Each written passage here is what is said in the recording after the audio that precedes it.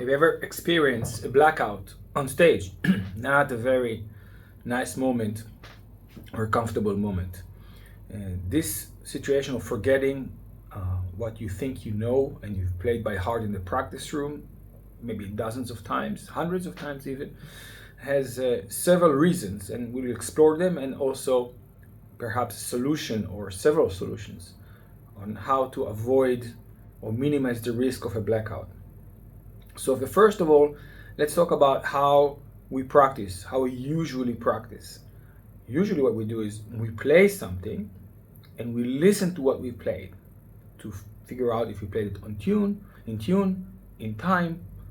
And when we perform, it's completely different. When we perform, we only need to move forward, because what we played, we cannot change. We have to do it. We have to just perform and keep on going. So if we get used to just practicing, mentally looking over our shoulder, and then we go on stage and we try to, all our psyche is saying, well, go forward. This opposing forces can confuse us a lot. Also, the way when we are in a hyper dramatic mode, like a performance, very stressful, our mind usually runs forwards. We're thinking suddenly ahead, and then when you catch yourself and we try to go back while we're playing forward, this can also cause this malfunction in our brain. So both of those situations could be avoided or minimized by training for performance. Meaning, when you are performing in the practicing room, you should tell yourself this is performance, and think forward, record yourself so you can review later on, but you do not stop and play it again.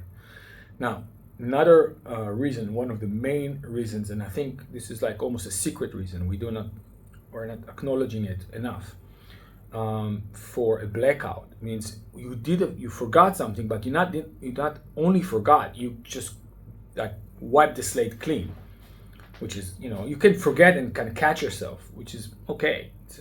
That can happen. But if you forget and you just blink and everything just blinks out, that's a terrible moment. But one of the reasons for this, or maybe the main reason for this, is that we remember in association. Most of the time, we'll remember something because we heard what comes previously. So if I do ta-da-dam, pa-da-dam, pa-da-da-dam, and then the rest because I've sang the first half of the tune.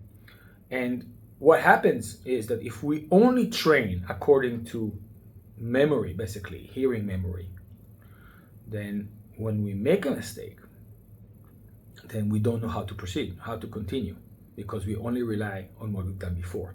This is one of the reasons, I think this is the main reason why we black out. So in order to avoid this, what we need to do is train thinking forward by notes. So if I take the G minor presto, and what I do, instead of playing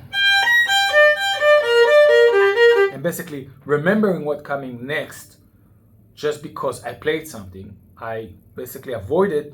I train by playing note, and I tell the name of the note mentally, or in this way. I'll say it out loud. So I say G, B flat. It's good for intonation as well. B flat, G, D, G, D, B flat. So by doing and stopping and just saying the name, I'm remembering the name, I'm remembering what's coming forward, and the stoppage stops me from just leaning forward or moving forward because I played something. So I remember. So this is a really stop and commit mentally to the next note is very important. Now, of course, you cannot do it on a full concerto.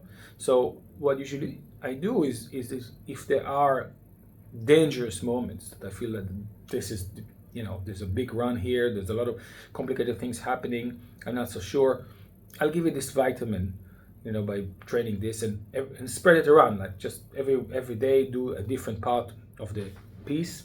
And I find that very helpful. My students find that very helpful. So I hope that helps you as well. And good luck. Tell me if this works for you.